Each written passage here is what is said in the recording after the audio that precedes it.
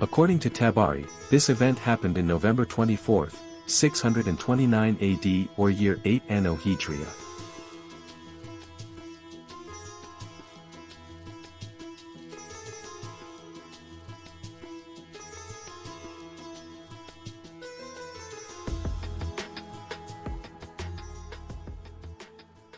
I plan to marry a woman from my tribe, promising her a dowry of 200 dirhams. I can't consummate my marriage before I pay the dowry to her. What do you think I should do, Abu Qatada? Perhaps you can ask Prophet Muhammad to give you a loan to pay the dowry. Yeah, that's a good idea. Ibn Abi Hadrad met the Prophet to seek his assistance with his marriage.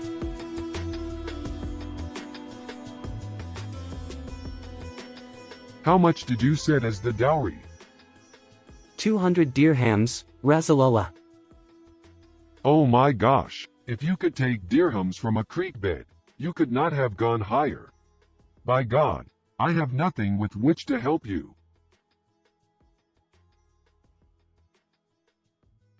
Ibn Abi Hadrad left empty-handed. Oh, darn. I cannot consummate my marriage.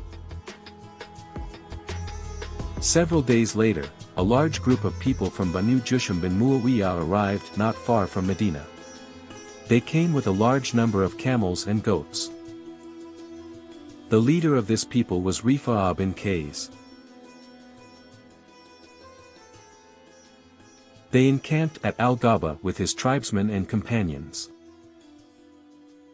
Al-Ghaba is located about 7 miles northeast of Medina.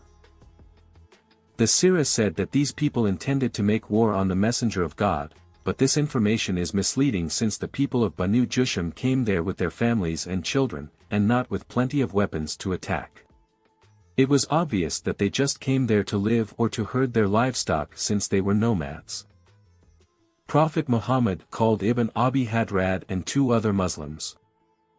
Go out to this man, Rifa'a bin Kays, and either bring him to me or bring some report and information about him. Yes, Rasulullah. The Prophet provided them with an old thin camel.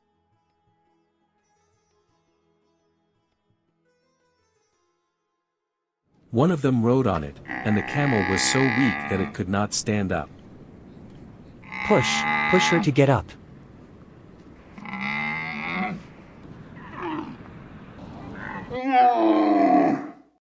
Made do with her, and take turns riding her. Yes, Yes, Rasulullah. Rasulullah. They carried their arrows and swords.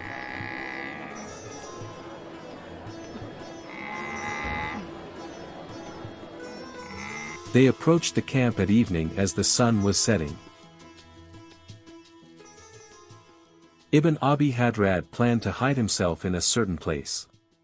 He commanded his 2 companions to hide themselves somewhere else near the camp. If you hear me shout Allahu Akbar, and you see me attack their camp, you also shout Allahu Akbar and attack with me. They waited until nightfall.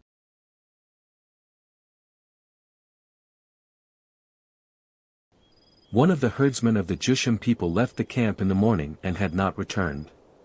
His friends were worried about him. Where did he go?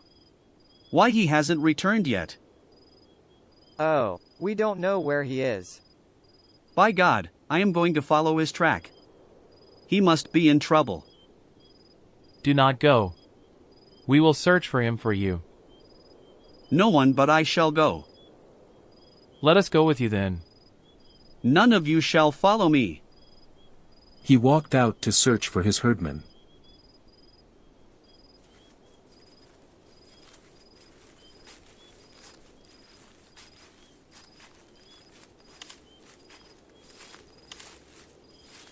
Rifa'a bin Kays was getting closer to where Ibn Abi Hadrad was hiding.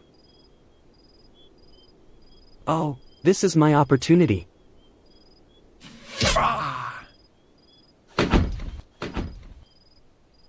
He then ran forward with his sword and cut off Kays' head.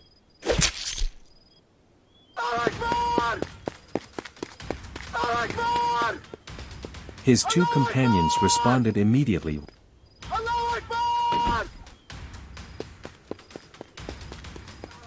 The people of Banu Jusham thought they were attacked by many Muslims. They got really panicked. In no time at all, those who were in the camp were shouting, "Save yourself," and, "Quick, quick," and taking all they could, wives, children, and any property light enough to carry.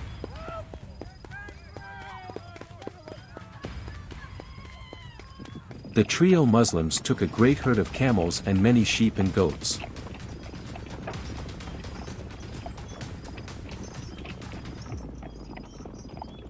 Let's take them all to the Prophet.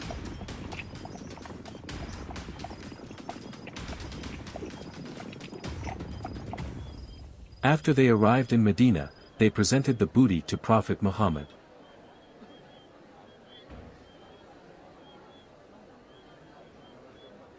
We got a lot of camels, lambs and goats, Ya Rasulallah. Alhamdulillah. Good, good. What a blessed day. Here is the head of Rifa'a bin Qais, Ya Rasulallah. MashaAllah. That's great. You did a great job. You deserve 13 camels. Go ahead. Take your booty share. Thank you very much, Ya Rasulallah. 13 camels is worth about $10,000. With that money, Ibn Abi Hadrad was able to pay his dowry and consummated his marriage.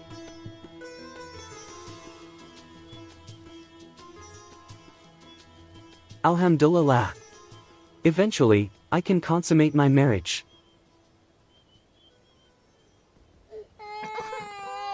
On the other hand, the people of Banu Jusham mourned their tribe chief.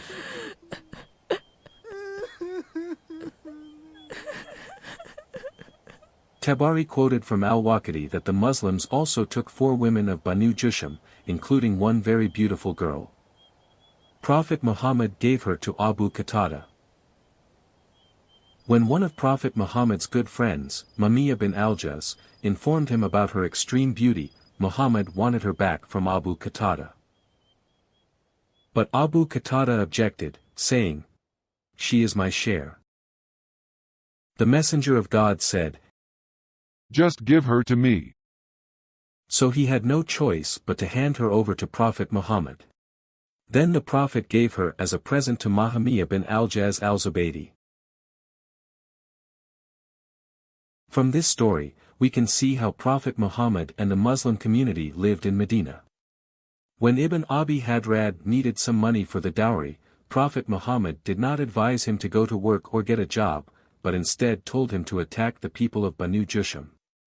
Ibn Abi Hadrad and his Muslim companions ended up beheading Rifa'a bin Qais, the leader of the Jusham tribe, seized their livestock, and kidnapped their young girls to be enslaved. Prophet Muhammad approved what the Muslims did, even had his share of the booty. He successfully transformed the people of Medina from being respectable farmers and traders to become professional criminals, just like himself. As I said it before, my source of living comes from the shadow of my spear. Hadith Sahih Bukhari, Volume 4, Chapter 88, page 108. Narrated Ibn Umar that the Prophet said, "My livelihood is under the shade of my spear, and he who disobeys my orders will be humiliated by paying jizya." Footnote number 1 says, "Under the shade of my spear" means from war booty. I showed Ibn Abi Hadrad the best way to earn a living. What's wrong with that? Look. This guy already admitted so honestly to the whole world, that he made a living from war booty. No war, no income. This is why Muhammad incited more than 90 wars within 10 years of his lifetime in Medina. He only stopped when he died. He was a bandit with a strong military power. Do you honestly think that this guy can guide you to go to heaven?